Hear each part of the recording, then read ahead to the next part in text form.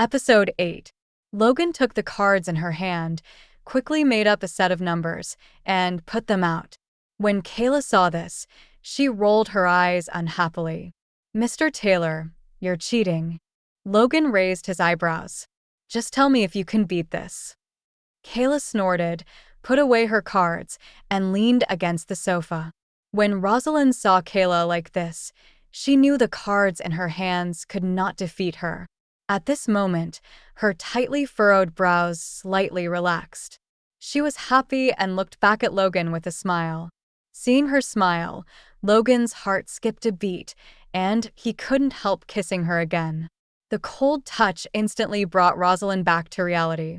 Only then she realized she was sitting on Logan's lap. She struggled to push him away, but Logan was reluctant to let go of her. "If you move again, I'll do it with you right here, right now." Hearing this, Rosalyn was too scared to move anymore. She turned around with a pale face, and her gaze again met Andrew's.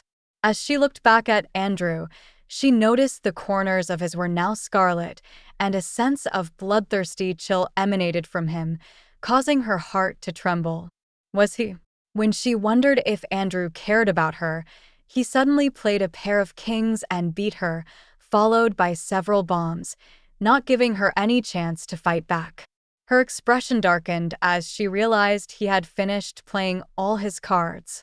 Kayla said excitedly, "I only have the last set of cards left." Afterward, she threw a few cards on the table and raised her eyebrows at Paul and Rosalyn. "You lost. According to the game's rules, both of you have to take off one piece of clothing." Paul smiled helplessly, put down the unfinished cards in his hand, and took off his jacket. Only then did Kayla turn to look at Rosalyn. "Ms. Bell, Paul has already taken off his clothes. It's your turn now." Rosalyn's expression froze.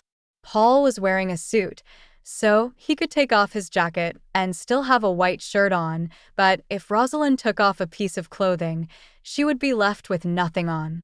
She lifted her gaze to the crowd. Everyone's eyes were on her expectantly, and she felt like an animal being scrutinized by a group of powerful and wealthy young people.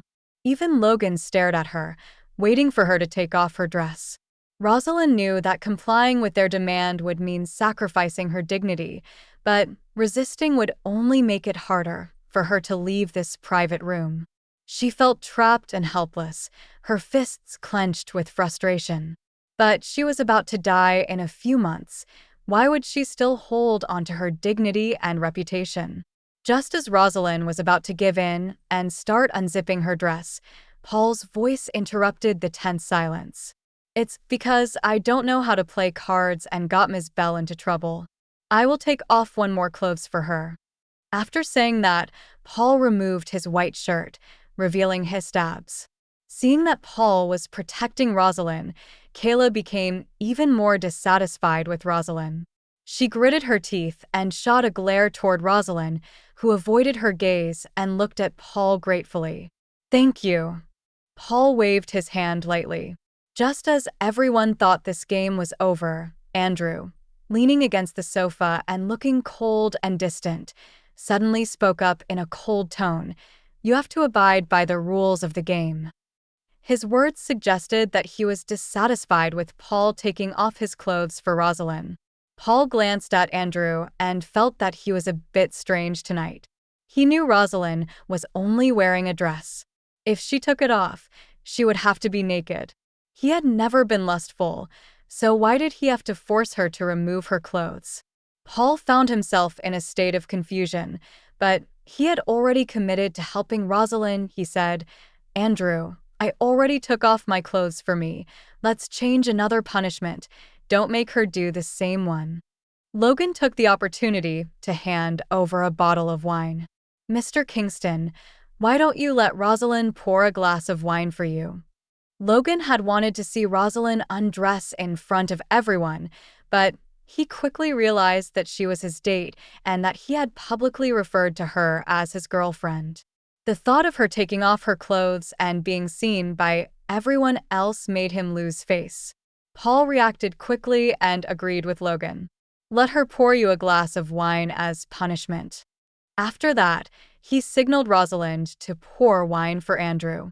Rosalind looked up at Andrew. Seeing that he didn't have any expression, she couldn't figure out what he was thinking. She mustered the courage to pick up the expensive red wine on the table, walked up to him, and bent down slightly. She held the bottle and was about to pour the wine into his glass when he suddenly raised his hand to cover the rim. Andrew stared at her face and spat out a word indifferently: "Dirty." Rosalind's heart sank, and the pain was almost unbearable. She struggled to catch her breath as her hand trembled, still holding the wine bottle. She froze on the spot and gazed into his eyes. There was no trace of affection in his eyes from the old days, only disdain. Did he think she was dirty because she had been with Logan? It was ridiculous. Wasn't she dirty when he slept with her for 5 years? Her anger began to rise, and she stood up straight, handing the wine bottle back to Logan in a pique. "Mr. Taylor, he thinks I'm dirty. Why don't you pour a glass of wine for Mr. Kingston?" Her voice was soft, and when she called Logan Mr. Taylor, it almost made his bones go limp. Logan was burning with desire, hugged her waist, and comforted her in her ear. "Okay, let me handle it." He took the bottle from her hand and poured wine for Andrew. "Don't misunderstand, Mr. Kingston. She's not that kind of girl. She is clean." Andrew snorted. "Is that so?" The mocking laughter seemed to completely deny Rosalyn. Logan gave him a suspicious look. It was weird. Why did he feel that Andrew was making Rosalyn feel uncomfortable on purpose? Worried that Andrew misunderstanding would jeopardize the project, he quickly explained with a smile, "I've checked it. She's clean." Andrew's hand, which was holding the glass, suddenly froze. He raised his snow-cold eyes and looked at Logan. "How did you verify that?" Logan did not notice Andrew's strange reaction and said proudly, "I've slept with her."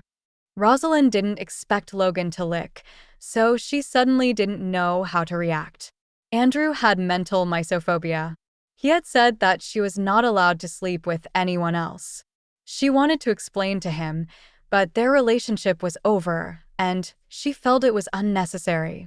When she hesitated, Andrew suddenly nodded toward her and said, "Since she is clean, let her pour the wine."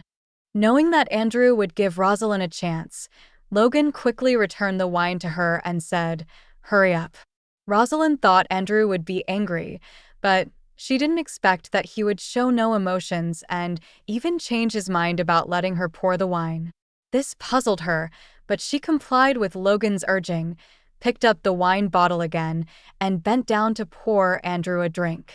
Before the wine was poured out, the rim of the glass was covered by his hand again. Full story is available at novelpalace.com. Click the link in the comment section to get it free.